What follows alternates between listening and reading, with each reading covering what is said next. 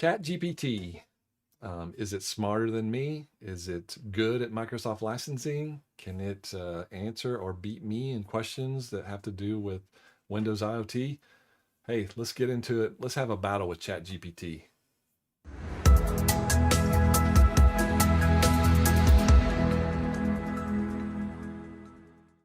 All right, ChatGPT. It's all the rage these days. And it's definitely something that you should try out. Microsoft has pumped $11 billion into this company. And, it works way more than anything in the past has worked. So there's definitely something here that works well. I think what we've discovered, and even I've discovered as I've played with it and watched other videos on it, is that it doesn't necessarily always work well if you just ask it a question like you would if you were using a regular search engine. Ultimately, it also is very good at writing things, writing code, writing essays, writing resumes, writing marketing plans. But answering straightforward questions, it gets a little tricky, right? So let's dive into it and let's ask it a few Microsoft Windows IoT questions and see what it comes back with. So let me start with one. We have a new chat there. We have the key here, and what we do is we type the question here, and I would say, can anyone purchase Windows 10 IoT Enterprise LTSC 2021? And hit the button. And let's see, it's thinking about it. So what it says is, Windows 10 IoT Enterprise is a specialized edition designed for use in embedded and IoT, Internet of Things devices. It's intended for use by original equipment OEMs who build and sell devices that run IoT operating system. Perfect. Everything's right so far. Typically, this edition is not sold directly to end users or consumers. Instead, it is licensed and distributed through OEMs who are registered with Microsoft and have entered into a partnership agreement with them. Right again. Actually very impressive. If you're an individual or business looking to purchase Windows 10 IoT Enterprise LTSC 2021 for use in a specific project, you will need to work with an OEM who is authorized to sell and distribute this edition. You can find a list of authorized partners on the Microsoft website, or you can contact Microsoft directly for more information. Again, pretty right, pretty accurate. It got it right. I want to say that it's actually learned over time, because I asked this very question, I want to say about a month ago, and it wasn't exactly correct. It basically had said that anybody could buy the product. It's learning, which is what AI does, right? So over time, it starts to learn, hey, that's not exactly the right info. All right, so let's try something else. Let's see. If I license all the processor cores in a physical server, how many virtual machines do I have the right to run with a Microsoft Windows Server IoT Standard 2022 license? Let's see what it says.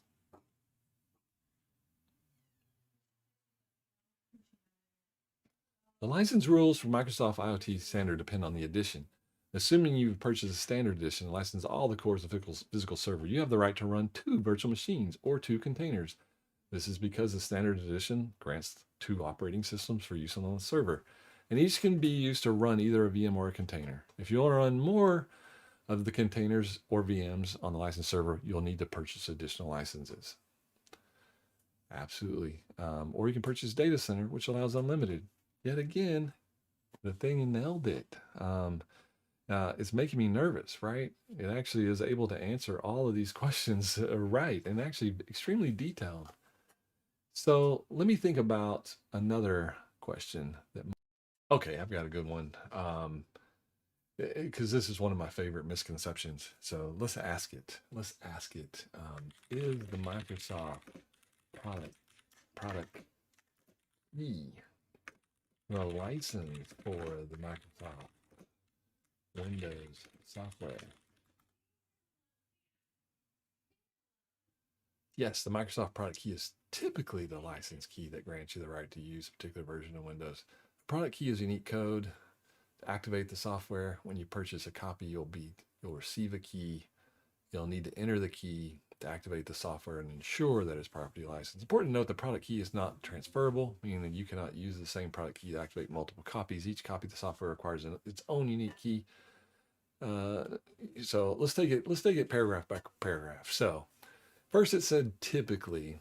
It says the Microsoft product key is typically the license key. But is it the license? I said, is the Microsoft product key the license? And everyone believes the product key is the license, but in truth, the product key is never the actual license. It's just the thing that makes it usable, unlocks it, if you will, but allows you to use the product. It is not the license. In the OEM channels, it's always the physical COA sticker. The sticker itself is the license. If a device has the sticker, it's licensed. The key just makes the product work. I have videos on my channel that I go into and explain that you can't just go out and buy a key and think you have a legal license, because you don't. And then the next paragraph is, you typically receive it, it's associated, you'll need to enter it, activate the software. Yes, typically that's the case.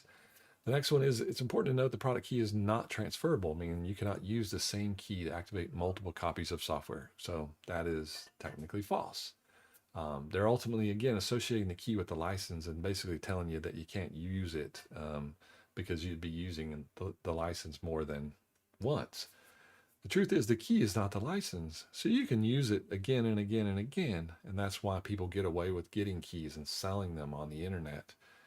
Because the key will activate multiple times and it'll activate over the phone. In other words, if you have a license and a key, you have the right to reload and reactivate as many times as you need.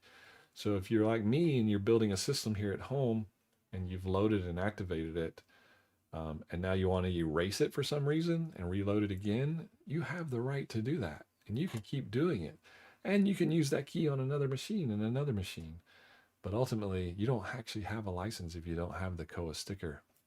And then in the volume channels, in the enterprise class channels, you have keys that are tied to companies. And the actual license is the volume agreement that you signed and purchased. And you go into a website and look at your licenses and look at your agreements where you've purchased the licenses. That's your proof of license. In those scenarios, you wouldn't have a COA sticker.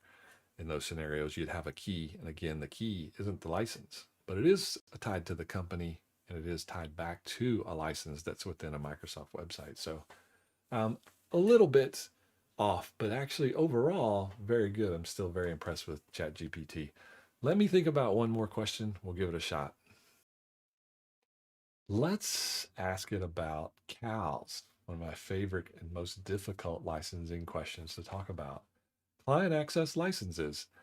If you try to find information on the internet about licensing of CALs, oh my goodness, it's a mess out there. And you're going to want to probably know someone like me and not just take ChatGPT's word for it. But hey, let's go ask them about CALs. So a good one to ask is,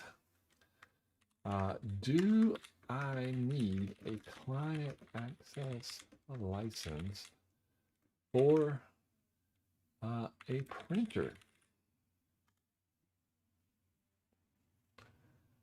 The need for a client access for a printer depends on specific licensing model being used by the organization. If the organization is using a per device licensing model, then a CAL is not required for the printer. In this model, a license is required for each device that directly or indirectly accesses the server. Since the printers are typically considered peripherals and do not directly access the server software, a CAL is not required. However, if the organization is using per user licensing model, then a CAL may be required for a printer. In this case, a license is required for each user that directly accesses the server. If users are accessing the printer through a server, and a CAL may be required. It's important to note that licensing rules can be complex and vary depending on the specific agreements and the version of software being used. It's always best to consult with a Microsoft licensing expert to ensure you're properly licensed.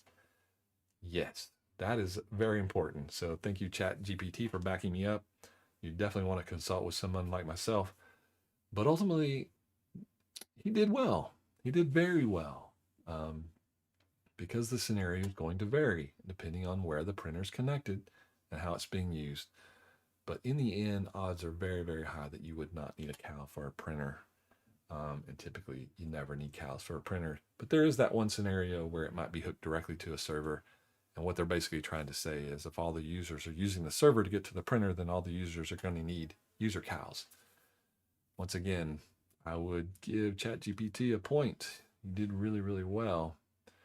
In fact, let's do one last scenario, which is the proper way to use ChatGPT, which is to tell it to act like it is something, and then answer the question. So I will say, act like you are a Microsoft licensing expert and provide a detailed licensing guide for Windows 10 IoT Enterprise LTSC 2021.